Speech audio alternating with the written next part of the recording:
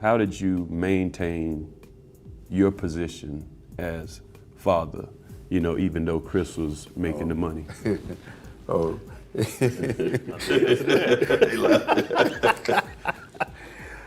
Even though Chris has made the money to maintain who I am, first thing Chris wanted to do was move us out into another house. And me and my wife, we wasn't ready. We was happy where we was.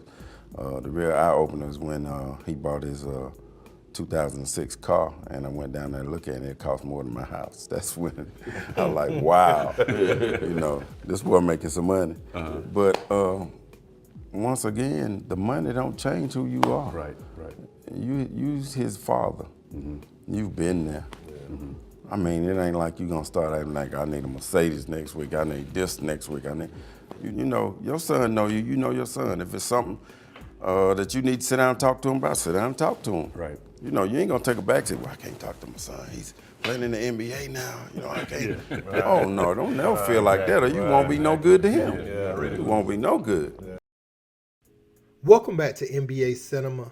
So today we're gonna talk about Ja Morant and this new ESPN report that just came out. I personally feel like some of this could have came to light when all the rest of it did, but I feel like in a way it's good.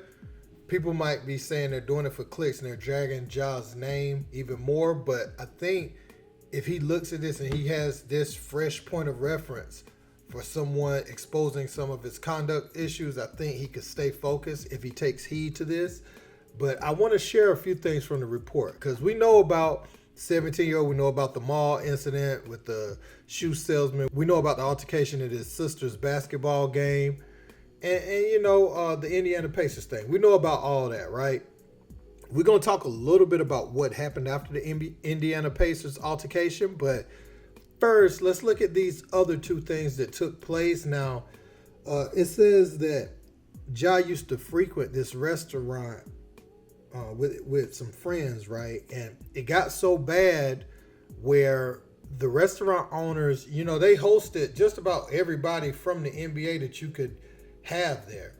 And they said Ja and his people, they started getting so disrespectful that they hated to see them come in. And businesses love to see NBA clientele because they feel like, they tip great and it's good exposure for the restaurant. But with Ja and his entourage, they started feeling some sort of way.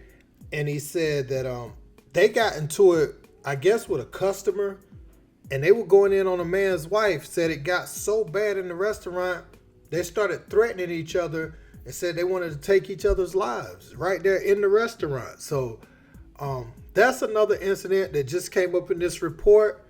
And then you also have Ja Morant going at it with some parking lot security at the Memphis arena, where, they section off things and they have people park certain places.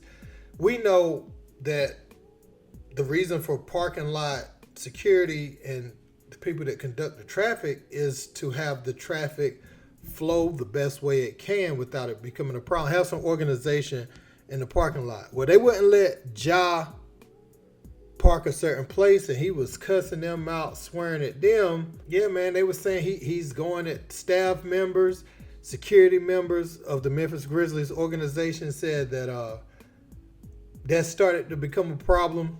But after the red laser incident, they said that Taylor Jenkins, the coach, and what's his name, Zach Kleiman, the GM, they went into Ja Morant's hotel room and they told him he effed up. And they said they were talking to him. They said they were really trying to get through to him. They said he showed no remorse for his actions, man. They said that, Ja was kind of unfazed by everything they were saying. And there was another restaurant owner that was a straight shooter, sat down, told T. Morant to his face, said Ja starting to put that gold grill, platinum grill, whatever he got all in his mouth. He said, your son wants to be a rapper more than a basketball player. And he's been around for a while, so he's seen these type of things unfold with professional athletes, rappers, etc. And he said that every time somebody starts to cater, or I don't want to say cater, but starts to lean more into that persona, then things go bad because people want to check your temperature more often. You know what I'm saying? So, again, that fell on deaf ears. So, I don't want to talk about the things that Ja's already been punished for or the things that has him suspended right now. I did want to bring that up because the purpose of the report is saying like T. Morant is the driving force. He's the catalyst behind Ja Morant and some of the things he's doing. I showed you what CP3's dad told him at the beginning of the video, but they're saying T didn't make the NBA, and this is his way to live vicariously through Ja Morant, which I agree with to some degree. Hopefully these men can get it in order, though. I don't want to see them squander this thing, man, because at the beginning of the report, they talked about Ja Morant not having any issues off the court in high school or college, and I can confirm that. Like the guy didn't. Trust me. You know, I ain't gonna say how I know, but I know for sure. He didn't have no issues.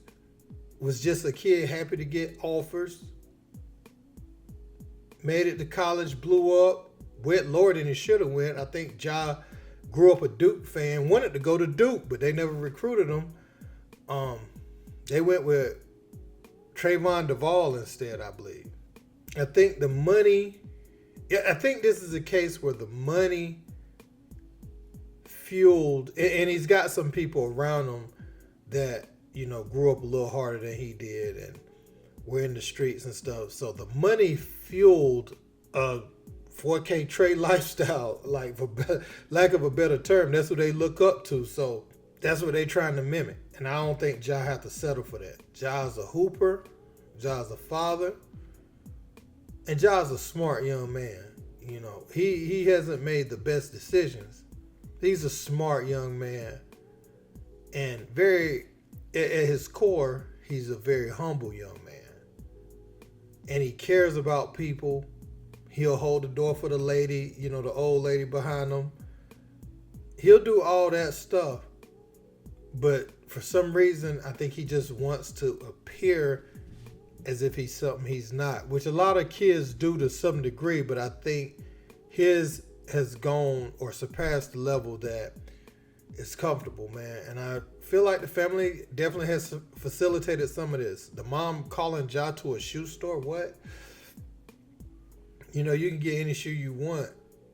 And you up there for a Nike, Ja can get any Nikes he want. Why are you at a store shopping for Nikes? You see what I'm saying?